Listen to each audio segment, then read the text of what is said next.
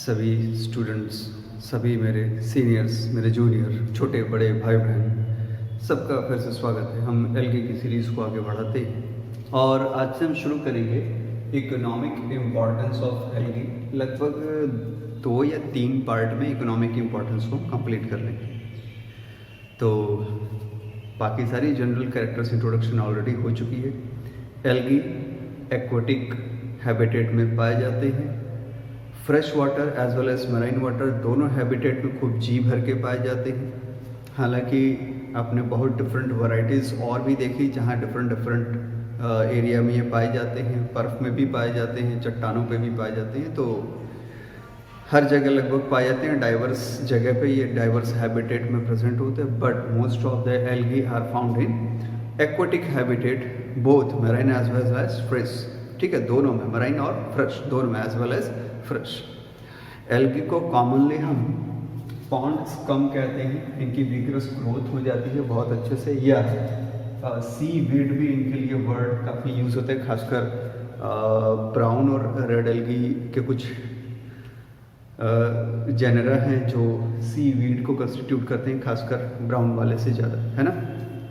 तो अब economic importance की क्या बात है भाई, हम एल्गी का इकोनॉमिक इम्पोर्टेंस क्यों समझें, सवाल ये है। ठीक है, तो जैसा कि हमें पता है कि किसी भी ग्रुप का, कोई भी एनिमल या प्लांट का ग्रुप हो, उसका ह्यूमन के रेस्पेक्ट में, जो भी ह्यूमन बीइंग्स हैं, ह्यूमन के रेस्पेक्ट में क्या फ़ायदा और क्या नुकसान हो सकता है, यानी ह्यूमन को उस ग्रुप से क्या फ़ायदा या क्या नुकसान होता है, कैसा रिलेशनशिप है। तो इसी को समझने के लिए हम किसी भी ग्रुप का, चाहे वो एनिमल का हो या प्लांट का हो, किसी भी ग्रुप का क्या करते हैं हम लोग, उसका इम्पोर्टेंस समझते हैं। और जब वो हमें नेगेटिव या पॉजिटिव फीडबैक के साथ हमारे साथ इंटर रिलेशन करता है और कुछ ना कुछ संबंध स्थापित कर लेता है जिससे हमें फ़ायदा नुकसान समझ में आता है, तो उसको फिर हम इकोनॉमिक इम्पॉर्टेंस की बात करने लगते हैं। ठीक है, इकोनॉमिक इम्पॉर्टेंस में केवल पॉजिटिव बातें नहीं होंगी, यहाँ पे नेगेटिव एस्पेक्ट को भी देखेंगे, क्योंकि चाहे वो पॉजिटिव हो चाहे नेगेटिव हो, दोनों ही तरीके से वो हमें प्रभावित करता है, अफेक्ट कर सकता है। Is it clear. इंडिया में और इंडिया के बाहर कई देशों में एल्गी पर बहुत सारा काम चल रहा है, क्योंकि अब ये बहुत इस्टेब्लिश हो चुका है कि एल्गी बहुत सारे न्यूट्रिएंट्स को रिच करता है और उसमें बहुत different variety of vitamins and minerals पाए जाते हैं, जिससे आसानी से हेल्थ सप्लीमेंट्स तैयार किए जा सकते हैं और as a food directly human being भी यूज़ कर सकते हैं। तो इंडिया में 2 नाम मैंने लिखा, नाम इसलिए लिखा है कि कभी कभी डायरेक्ट क्वेश्चन पूछ लेता है कि फलाना इंस्टीट्यूट कहाँ पे है, ठीक है, या कौन सा इंस्टीट्यूट इस पे फलाने वर्क पे काम कर रहा है। तो आप क्वेश्चन देख के आंसर दे सकते हैं। पहला है इंडियन एग्रीकल्चर रिसर्च इंस्टीट्यूट। इसकी कई ब्रांचेस हैं, ठीक है, बट हम न्यू दिल्ली की बात कर रहे हैं। ये एल्गी पे कुछ ज़्यादा ही काम करते हैं और एल्गी के न्यूट्रिशन वैल्यूज़ को बढ़ाने की कोशिश करते हैं, उसके इकोनॉमिक इम्पोर्टेंस में पॉजिटिव वैल्यूज़ को ज़्यादा से ज़्यादा इन्हांस करने की कोशिश करते हैं। और दूसरा है central salt and marine chemical research institute Bhavnagar, ठीक है, जो कि भावनगर में स्टैब्लिश है। तो किस जगह स्टैब्लिश है, डायरेक्ट क्वेश्चन यहाँ से बन जाता है, तो आपके कंपटीशन के लिए ये बहुत ही इंपॉर्टेंट है, इसको याद कर लीजिए।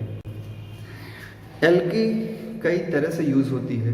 एल्गी पॉजिटिव सेंस में भी इसका हम पॉजिटिव या इसको कह सकते हैं कि यूज़फुलनेस, ठीक है, पॉजिटिव या यूज़फुलनेस टाइप ऑफ एल्गी का इम्पोर्टेंस। दूसरा नेगेटिव एस्पेक्ट भी हो सकता है या हार्मफुल इकोनॉमिक इम्पोर्टेंस में हार्मफुल एस्पेक्ट भी हो सकता है, दोनों ही हो सकता है। तो दोनों को हम बारी बारी डिस्कस करेंगे। हालांकि हार्मफुल बहुत कम है, यूज़फुल बहुत ज़्यादा है एस्पेक्ट एल्गी का। तो हम अब समझ लेते हैं कि पॉजिटिव एस्पेक्ट कौन कौन से हो सकते हैं। तो algae as a food use हो सकता है, एल्गी को हम एज अ फूड यूज़ कर सकते हैं, एज अ फॉडर यूज़ कर सकते हैं, है ना, खाने में चारे की तरह यूज़ कर सकते हैं, एज मिनरल्स मिनरल्स के एक्सट्रैक्शन के लिए यूज़ कर सकते हैं एल्गी का, ठीक है। फिर इंडस्ट्रियल प्रोडक्ट्स के लिए यूज़ कर सकते हैं, इंस्टीट्यूशनल और इंडस्ट्रियल प्रोडक्ट्स के लिए तो इंडस्ट्री में हो सकता है। मेडिसिन और फार्मा के लिए भी यूज़ कर सकते हैं, ठीक है। कॉस्मेटिक्स में यूज़ कर सकते हैं। तो बहुत वैरायटी है जहाँ पे कि ये पॉजिटिव तरीके से यूज़ हो सकता है। Is it clear? Negative approach की बात करें तो कुछ हार्मफुल डिजीजेस कॉज कर सकते हैं ये, ठीक है। इसके अलावा ब्लूम कॉज करते हैं, ऑक्सीजन को गायब कर देते हैं उस पॉन्ड में से जहाँ पे ये बहुत विगरसली ग्रो करते हैं। इसके अलावा ये कुछ प्लांट्स में डिजीज़ कर देते हैं, जैसे चाय वाला तो आपको पता ही है, प्लांट डिजीजेस है ना। तो आपने देखा कि नेगेटिव एस्पेक्ट्स में भी यूज़ हो सकता है। आज हम बात करेंगे पॉजिटिव एस्पेक्ट की, और पॉजिटिव एस्पेक्ट में भी हम केवल फूड और फूडर पे फोकस करेंगे, है ना, भोजन और चारा, सिर्फ इस पे। बाकी चीज़ों को हम आगे के पार्ट्स में क्लियर करेंगे, इसलिए 2 या 3 वीडियो बनेंगे। तो चलिए शुरू करते हैं हम लोग फूड से। फिलहाल कॉपी पेन उठा लीजिए और रेडी हो जाइए पॉइंट्स को नोट करने के लिए। एल्गी एज अ फूड, पहले टॉपिक को हम इसकी डिस्कशन कर लेते हैं। इस टॉपिक को ज़्यादा पहले डिस्कस करेंगे, इससे ज़्यादा क्वेश्चन उठते भी हैं। एल्गी एंशियंट टाइम से ही, मतलब पुरातन समय से, समुद्र के किनारे खासकर लैमिनेरियल्स के जो मेंबर हैं ना, वो हमेशा से फूड आइटम रहे हैं ह्यूमन बींग्स के लिए, बहुत सारे एनिमल्स के लिए भी। धीरे धीरे जैसे जैसे मानव सभ्यता का विकास होता चला गया और रिसर्च होते चले गए, तो पता चला कि इनकी डाइट वैल्यूज़ भी बहुत अच्छी। तो कोस्टल कंट्रीज़ हो गई, आज तो यूरोपियन कंट्रीज़ में बहुत ज़्यादा हाई रेट पे जो पोरफायरा के कुछ प्रोडक्ट्स हैं, बहुत हाई रेट पे उनके सूप वगैरह बहुत हाई कॉस्ट पे बेचे जाते हैं और बहुत डिमांड भी है उनकी। इसी तरह से बहुत सारी कंट्रीज़ ने इस पे काम किया, जर्मनी भी इस पे बहुत काम करता है, अमेरिका वगैरह भी इस पे काफ़ी काम करते हैं। जो कॉमन स्पीसीज़ जो जनरा हैं फूड की तरह ज़्यादा यूज़ होती हैं, उसमें से सबसे बेस्ट नेम जो पहला नाम आएगा वो पोरफायरा का होगा। Porphyra, Alaria, Ulva, Chlorella, then Chondrus, Rhodymenia and Codium, ठीक है। तो ये कुछ स्पेसिफिक नेम्स हैं जनरा के जो ज़्यादा यूज़ होते हैं, और भी बहुत सारे यूज़ होते हैं, बट ये बहुत फ्रिक्वेंटली यूज़ होते हैं। जिसमें से कुछ नाम जैसे पोरफायरा हो गया, क्लोरेला हो गया और कोडियम हो गया, ये तो कुछ ज़्यादा ही यूज़ होते हैं। बाकी के भी स्पेसिफिक यूजेस हम देखेंगे। अच्छा, एल्गी यूज़ होता क्यों है, इसका कारण क्या है?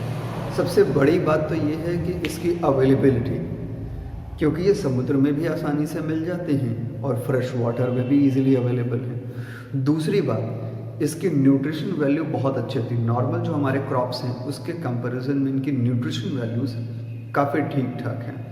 मतलब जब क्रॉप्स का उगना शुरू नहीं हुआ था, जब मानव सभ्यता ने पूरी तरह से विस्तार और विकास नहीं किया था, तब भी इसका यूज़ लोग कर पाते थे अपने ज़िंदा रहने के लिए। और फिर अब तो हमें इनकी न्यूट्रिशनल वैल्यूज़, इनके अंदर के विटामिन्स, मिनरल्स और कार्बोहाइड्रेट, प्रोटीन, लिपिड्स के बारे में पता चल चुका है। तो अब तो हम जी भर के खाते पीते हैं, है ना। शुरू करते हैं पोरफायरा के साथ। तो पोरफायरा जो है इसमें 30 से 35% प्रोटीन होता है, लिख लीजिए भाई। नेक्स्ट, इसमें कार्बोहाइड्रेट का कंटेंट 40 से 45% होता है, ये भी नोट कर लीजिए। Porphyra is a very good source of vitamin B and vitamin C, also vitamin B and C। Porphyra की बात करें तो जापान में इसको नूरी कहा जाता है। जापान में इसको क्या कहा जाता है? नूरी। फूड आइटम की तरह वहाँ यूज़ होता है, तो जापान के लोग इसको नूरी कहते हैं। चाइना के लोग इसे ससाई, और अगर कंटिन्यूशन बोलें तो ससाई। चाइना के लोग इसे ससाई कहते हैं, और ब्रिटेन में इसे स्लोक कहा जाता है। ये अलग अलग जगह अलग अलग तरीके से यूज़ हो रहा है, ऐसा नहीं कि नूरी, ससाई और स्लोक सब एक ही तरह यूज़ हो रहा है। कहीं पे कंफ्यूज होंगे तो कंफ्यूजन को दूर करते हैं, छोड़िए। जापान में खाने का जो मसाला बनाया जाता है, पेस्ट जिसे हम कहते हैं, उसमें इसका यूज़ होता है, इसको बोलते हैं नूरी, ठीक है। और ब्रिटेन में इसको टोस्ट के साथ है ना, जो टोस्ट होता है, टोस्ट के साथ इसको हीट करते हैं तो इसको हम बना देते हैं स्लोग। क्लियर हो गया। अब अगर बात कर लें कि कितना पोरफायरा यूज़ होता है तो इसी से अंदाज़ा लगाइए कि जापान में हर साल 30 मिलियन किलोग्राम, है ना, 30 मिलियन किलोग्राम पोरफायरा को फूड की तरह यूज़ किया जाता है। तो आप अंदाज़ा लगा सकते हैं कि कितना ज़्यादा हाई अमाउंट में ये यूज़ होता है। बात करें एक दूसरे स्पीसीज़ की, कॉन्ड्रस क्रिस्पस। कॉन्ड्रस क्रिस्पस से एक जेलेटिनस कार्बोहाइड्रेट मिलता है और इसका यूज़ हम जो नॉर्मली जो हमारी स्वीट डिशेस होती हैं, खासकर यूरोपियन कंट्रीज़ में, वहाँ पुडिंग्स की तरह इसका यूज़ होता है और ये बहुत ही ज़्यादा डिमांड में भी है ना। तो नाम ज़रूर याद कर लीजिएगा। कॉन्ड्रस क्रिस्पस से जेलेटिनस कार्बोहाइड्रेट मिलता है जो स्वीट फूड आइटम्स में पुडिंग्स की तरह यूज़ होता है। कॉन्ड्रस क्रिस्पस से जो कार्बोहाइड्रेट मिलता है उसका यूज़ स्टेबलाइज़र की तरह भी किया जाता है और क्लियरिंग एजेंट की तरह किया जाता है बियर के प्रोडक्शन में। It is used as stabiliser and clearing agent in the production of beer. ठीक है, इतना याद रहेगा। ठीक है, आगे और भी देखते हैं। रोडिमेनिया पाल्मेटा, इसमें एक सॉल्टी कन्फेक्शन इससे ऑब्टेन किया जाता है जिसे डुल्से कहते हैं। जो सॉल्टी कन्फेक्शन इससे मिलता है ना, पाल्मेटा से, इसको डुल्से कहते हैं और स्कॉटलैंड में इसको टोबैको की तरह लोग यूज़ करते हैं, इसे चेव करते हैं यानी चबाते हैं। कहाँ पे? स्कॉटलैंड में। तो ये सब नोट करते रहिए, कॉपी पेन उठा के रखिए, बिल्कुल परेशान होते ही आराम से पढ़ते। देन लिमेनिया की बात करें तो लिमेनिया में इसको डेलिकेसी की तरह मणिपुर, जो कि भारत का एक हिस्सा, वहाँ पे यूज़ करते हैं, वहाँ पे इसको माना जाता है और लोकली इसको ननघम, इसका जो लोकल नेम है वो है ननघम कहते हैं। इसी तरह से लेमिनेरिया सैकरिना, ये इसका जो फूड होता है, जो इससे हम फूड प्राप्त करते हैं, उस फूड को कोम्बू कहा जाता है। कई बार तो कोम्बू वर्ड ही यूज़ होता है लेमिनेरिया के लिए, मतलब इसका कॉमन नेम ही, मतलब लेमिनेरिया से ज़्यादा कोम्बू वर्ड यूज़ किया जाता है। ये समझ में आ रहा है? ये इतना इम्पॉर्टेंट इसलिए है क्योंकि इसमें आप इस स्पीसीज़ को पढ़ रहे होंगे। इस स्पीसीज़ का नाम है सैकरिना, बहुत ध्यान से समझिएगा। लेमिनेरिया सैकरिना, सैकरिना यानी सैकराइड। एक्चुअल में इसमें सैकराइड कंटेंट बहुत ही ज़्यादा होता है, हमारी जो नॉर्मल ट्रेडिशनल क्रॉप है उससे कहीं ज़्यादा है। तो इसमें 57% कार्बोहाइड्रेट पाया जाता है। इम्पॉर्टेंट है, नोट कर लीजिए। लेमिनेरिया सैकरिना में 57% कार्बोहाइड्रेट पाया जाता है। ठीक है, अब जेलिडियम और ग्रेसिलेरिया की बात करें, इसको तो सब जानते हैं, मुझे नहीं लगता कि कोई जानता नहीं होगा। जेलिडियम और ग्रेसिलेरिया आइसक्रीम और जेली बनाने में यूज़ होता है, बहुत फ्रिक्वेंटली यूज़ होता है। इसके कुछ प्रोडक्ट तो बहुत ज़्यादा विख्यात हैं, सुविख्यात है ना। जेलिडियम और ग्रेसिलेरिया की बात हो रही है। अब हम बात करेंगे क्लोरेला की, लेकिन क्लोरेला पे बात करने के लिए थोड़ा हमें क्या तैयार होना पड़ेगा। इसके बारे में सब जानते हैं, बहुत जानते हैं। क्लोरेला की न्यूट्रिशनल वैल्यू बहुत ही ज़्यादा है, बहुत ज़्यादा नहीं, बहुत ही ज़्यादा है। इवन आप जो पोरफायरा वगैरह पढ़ते हैं, लेमिनेरिया पोरफायरा को इतना महत्व दिया जाता है, पुरातन काल से यूज़ किया जा रहा है, एंशिएंट टाइम से यूज़ हो रहा है, बट क्लोरेला ने उसको कहीं पीछे छोड़ दिया है न्यूट्रिशनल वैल्यू के रेस्पेक्ट में। The nutritional value of chlorella is much more higher than that of porphyra. ठीक है, और ये बहुत ही रैपिड ग्रोथ करता है। क्लोरेला जो है ये बहुत रैपिड ग्रोथ करता है। इसको स्पेस प्रोग्राम के लिए फ्रिक्वेंटली यूज़ किया जाता है। दैट्स वाई इसके साथ एक टैग जुड़ गया है, एक स्पेशल नाम दे दिया गया इसको। है तो ये ग्रीन एल्गी, बट इसके लिए स्पेशल नाम दिया गया है, इसको ऑनर किया गया है स्पेस एल्गी, यानी स्पेस प्रोग्राम में यूज़ होने वाला एल्गी। तो याद कर लीजिएगा, ये वैसे तो कई बार खुद भी पूछ चुका और आप लोग जानते नहीं होंगे, पर फिर भी याद कर लेना, भूलना नहीं भाई से, है ना, स्पेस एल्गी। अब बात करें क्लोरेला की, तो क्लोरेला की कुछ स्पीसीज़ ऐसी होती हैं जो सोयाबीन और स्पिनच दोनों की क्वालिटी शो करती हैं। पोरफायरा से तो बहुत ही ज़्यादा अलग हो गया है ना। और they are the some species of chlorella are the high producers of lipid and protein. वहाँ कार्बोहाइड्रेट तो रहेगा ही रहेगा, उसके अलावा लिपिड एंड प्रोटीन के हाई प्रोड्यूसर होंगे, बहुत सारे विटामिन्स और बहुत सारे मिनरल्स के साथ। इसीलिए क्लोरेला इतना ज़्यादा डिमांडिंग है। इसकी रिप्रोडक्शन की रेट भी बहुत अच्छी खासी है, ठीक है, बहुत जल्दी। साथ ही साथ ये कार्बन डाइऑक्साइड को जल्दी से एब्जॉर्ब करता है और फिर उससे फूड प्रोड्यूस करने लगता है। तो स्पेस प्रोग्राम या सबमरीन जो पनडुब्बियाँ होती हैं, पानी के अंदर जो जहाज होते हैं, 15-15 दिन तक अंदर रहते हैं, तो वहाँ पे क्या सनलाइट जो बल्ब है उसको यूज़ कर लीजिए लाइट सोर्स की तरह, और जो हम लोग CO2 जो उसमें इंसान रहेगा उनका CO2 निकलेगा, वो यूज़ हो जाएगा। पानी मिल ही रहा है साफ़ सुथरा, उसमें कुछ मिनरल्स हैं ही, तो उनसे क्या होगा कि वो जल्दी से जल्दी ऑक्सीजन बनाने लगेगा। तो ऑक्सीजन भी हो गया, CO2 का एब्जॉर्प्शन भी हो गया, फिल्ट्रेशन भी हो गया, और साथ ही साथ क्योंकि रिप्रोडक्शन करके ये बहुत जल्दी जल्दी बढ़ जाते हैं तो हमारे पास फूड भी अवेलेबल हो गया। तो क्लोरेला एक चमत्कार ही है, भगवान ने दे रखा भाई, बहुत सारे चमत्कार हैं।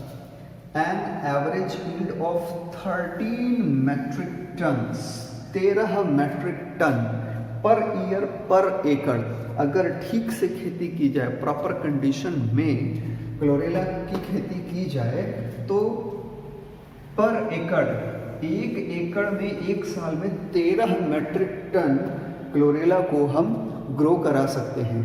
वैल्यू की तो क्लोरेला में क्या होता है, 30% कार्बोहाइड्रेट, 30% प्रोटीन और 15% लिपिड। इसके अलावा विटामिन्स और मिनरल्स जो अलग से हैं वो इसका प्लस पॉइंट है।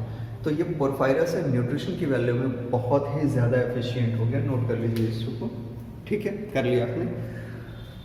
एक प्रॉब्लम आती है कि सेल वॉल का डाइजेशन जो है ना वो थोड़ा सा ह्यूमन के अंदर थोड़ा स्लो होता है। तो इस चीज़ के ऊपर अभी बहुत सारे रिसर्च चल रहे हैं, बहुत सारे लोगों ने कुछ सजेशंस दिए हैं, रिसर्च आर्टिकल्स अवेलेबल हैं। आप वेबसाइट पे रिसर्च गेट पे जाके या एलगी के किसी भी अच्छे जर्नल के वेबसाइट पे जाके देख सकते हैं फर्दर रीडिंग्स के लिए अगर आप चाहें तो, ठीक है। अब हम कुछ ब्लू ग्रीन एल्गी की भी बात कर लेते हैं, क्योंकि वैसे तो कम यूज़ होते हैं बट कुछ ब्लू ग्रीन एल्गे भी हैं। ग्रीन एल्गे पे हालांकि बहुत कम काम हुआ है, लेकिन इंडिया में CFTRI जो है मैसूर में जो रिसर्च इंस्टीट्यूट है, ये ब्लू ग्रीन एल्गी पे स्पेसिफिकली बहुत काम कर रहा है। और इसने स्पाइरुलिना की एक टैबलेट बनाई है। तो स्पाइरुलिना को ग्रो करा के उसके डाइटरी सप्लीमेंट्स को पाने के लिए पहले उसको ड्राई किया और 1 ग्राम की टैबलेट बनाई। ये याद कर लीजिएगा, इस चीज़ को नोट भी कर लेंगे। और खैर जो नेम है इसको तो आप ज़रूर पढ़ लेंगे। तो 1 ग्राम की टैबलेट बनाई और उसको फिर मार्केट में लॉन्च किया। और क्या खास बात है, इतना क्यों यूज़ हो रहा है, क्योंकि इसमें क्या होता है कि बहुत ही हाई कंटेंट ऑफ प्रोटीन है। It contents 60% protein, 60% protein content होगा इस टैबलेट में, ठीक है। इसके अलावा इसेंशियल विटामिन्स होंगे और साथ ही साथ अनसैचुरेटेड फैटी एसिड। तो इतने सारे गुणों के साथ ये टैबलेट बनाया गया है, तो जैसी बात है कि इसका यूज़ होगा ही होगा। इसी के साथ एक और ब्लू ग्रीन एल्गी की कैटेगरी में आते हैं सैनेडेस्मस। इसमें प्रोटीन तो होता ही है भाई, हम प्रोटीन की बात कर ही रहे थे, इसमें प्रोटीन तो होता ही है। इसके साथ ही साथ इसमें थ्रियोनीन पाया जाता है, तो ये थोड़ी सी विशेषता प्रदान करता है। सैनेडेस्मस की बात हो रही है। अब जो सैनेडेस्मस से जो फूड मिल रहा है वो वैल्यू की अगर बात करें तो एकदम हाई डाइटिक वैल्यू को रखता है और वो लगभग स्किम मिल्क के बराबर की वैल्यू रखता है। It is equal to the skim milk. अब स्किम मिल्क क्या होता है, जो कच्चा दूध होता है जो गाय या भैंस में से निकालते हैं। आप लोगों ने देखा होगा कि जो हमारे दूध वाले भाई साहब लोग हैं वो एक हाथ से चलने वाली मशीन या बड़ी बड़ी मशीनें होती हैं, उनसे क्या करते हैं कि उसका फैट निकाल देते हैं, यानी क्रीम जिसको कहते हैं, दूध का क्रीम निकाल दिया जाता है। और फिर उस बिना क्रीम वाली दूध को लो फैट वाले मिल्क को दिया जाता है, जो कि बहुत सारे लोग यूज़ करते हैं जिनको फैट की ज़रूरत नहीं है दूध में, वो बहुत फ्रिक्वेंटली यूज़ करते हैं। तो सैनेडेस्मस की जो न्यूट्रिशन वैल्यू है ना वो निकले हुए क्रीम वाले दूध के जैसी है, उसको बोलते हैं स्किम मिल्क। समझ में आया अच्छे से, ठीक है। नॉस्टॉक की बात करें, नॉस्टॉक कम्युनी के जो कॉलोनीज हैं, ठीक है, इसको बॉयल करके फूड की तरह यूज़ किया जाता है चाइना और जावा में। मोनोस्ट्रोमा और वल्वा, ये भी कुछ ग्रीन एल्गी ही हैं। These are some green algae। सो ये जो ग्रीन एल्गी है इसमें कुछ स्पीसीज होती हैं कोडियम और वल्वा की जो सलाद के रूप में यूज़ होती हैं, और मोनोस्ट्रोमा तो directly as a food use होता है जापान में, और जापान में इसको एओनोरी कहते हैं। इसको क्या कहते हैं? एओनोरी कहते हैं। ये कहाँ यूज़ होते हैं? जापान में directly as a food Monostroma use होता है। सो ये तो हो गया एल्गी एज अ फूड। अब हम बात करते हैं फॉडर की। तो एल्गी एज फॉडर हम बात कर लेते हैं। फॉडर यानी चारा, इसको हम चारे के रूप में कैसे यूज़ कर सकते हैं, ठीक है। तो चलिए शुरू करते हैं कि कुछ विदेशों की बात कर लें, क्योंकि भारत में नॉर्मली हम सीवीड्स या एल्गी वगैरह का यूज़ बहुत कम करते हैं। भाई हमारा चारा घास हो गया और चारा जो बरसीन वगैरह है उसका यूज़ कर लेते हैं। बट एल्गी को चारे की तरह विदेशों में या ऐसी जगह जहाँ सी कोस्ट, समुद्र का किनारा ज़्यादा है, वहाँ ज़्यादा यूज़ होता है। तो भारत में भी समुद्र का किनारा, बट वहाँ यूज़ होता नहीं है इस तरह से, ठीक है। सो इन मैरीटाइम डिस्ट्रिक्ट्स, इस जिले की बात हो रही मैरीटाइम में, फ्यूकस लैमिनेरिया, एस्कोफाइलम और सरगसम को कॉमनली चारे की तरह यूज़ किया जाता है। अच्छा, क्या रीज़न है एल्गी को चारे की तरह क्यों यूज़ करेंगे? क्योंकि एल्गी के जो न्यूट्रिशनल वैल्यू है और उसमें जो माइक्रो न्यूट्रिएंट्स हैं वो बहुत इंपॉर्टेंट हैं कैटल्स और जो भी एनिमल्स हैं उनके डेवलपमेंट के लिए, उनकी क्वालिटी बढ़ जाती है, तो इसलिए यूज़ होता है, ठीक है। नॉर्थ रोनाल्डसे में जो भेड़ें वहाँ पे पाली जाती हैं वो मोस्टली सी वीड्स पर ही जिंदा रहती हैं और लगभग पूरे साल जिंदा रहती हैं। बस केवल जब वो उनके लैम्बिंग पीरियड आता है, मतलब जबकि वो प्रेग्नेंट होते हैं, सामान्य भाषा में कहें तो, ठीक है, तो लैम्बिंग पीरियड के समय केवल वो सी वीड को छोड़ देते हैं और थोड़ा और न्यूट्रिशन वाली चीज़ें उनको दी जाती हैं, अच्छे से प्रोटेक्शन दिया जाता है। अदरवाइज पूरे साल भर जो वहाँ की भेड़ें हैं वो सी वीड्स पर ही सर्वाइव करती हैं। तो देख रहे कितना इम्पॉर्टेंट है एल्गी, जहाँ भी चारे की तरह यूज़ हो रहा है वहाँ पे तो बहुत ही इम्पॉर्टेंट है। सी वीड में विटामिन्स और माइक्रो न्यूट्रिएंट्स हैं, इसी वजह से ये ज़्यादा इम्पॉर्टेंट हो जाता है, इसको चारे की तरह हम ज़्यादा यूज़ करते हैं। अब स्कॉटलैंड और आइसलैंड की बात करें तो ये 2 कदम आगे हैं। स्कॉटलैंड और आइसलैंड ने किया क्या कि छोटी छोटी स्मॉल इंडस्ट्रीज डेवलप की और इस्टेब्लिश की, ठीक है। जैसे हमारे यहाँ मध्यम उद्योग और छोटे कुटीर उद्योग होते हैं, वैसे ही उन्होंने छोटी छोटी इंडस्ट्रीज़ वहाँ पे डेवलप कर रखी हैं, उसको इस्टेब्लिश कर रखी हैं सी वीड की प्रोसेसिंग के लिए, for the processing of wet seaweeds into feeding meal, ताकि आसानी से सी वीड को फीडिंग मील में कन्वर्ट किया जा सके। ये समझ में आ रहा ना, छोटे छोटे पूरे इंडस्ट्री को ही इन्होंने सेटअप कर दिया स्कॉटलैंड और आइसलैंड से, ठीक। कैटल ऑन डाइट, अब ऐसे कैटल जिसको कि सी वीड के साथ डाइट दिया जाता है, सी वीड वाली डाइट दी जाती है, ठीक है, उनके मिल्क में फैट का कंटेंट बढ़ जाता है। इसको नोट कर लीजिएगा कि उनके मिल्क में फैट का कंटेंट बढ़ जाता है। तो ये हो गया फोडर वाले पार्ट से। हालांकि पीजीटी के एग्ज़ाम में इससे कोई क्वेश्चन बनता है नहीं, नॉर्मली बहुत कम रेयर ऑफ द रेयरेस्ट इस वाले से है, लेकिन एज अ फूड वाले में से बन जाता है। तो आज के पार्ट में बस इतना डिस्कशन है, बाकी पार्ट्स में हम इसके आगे के इकोनॉमिक इम्पोर्टेंस को डिस्कस करेंगे। मेरे साथ बने रहिए। Thank you very much.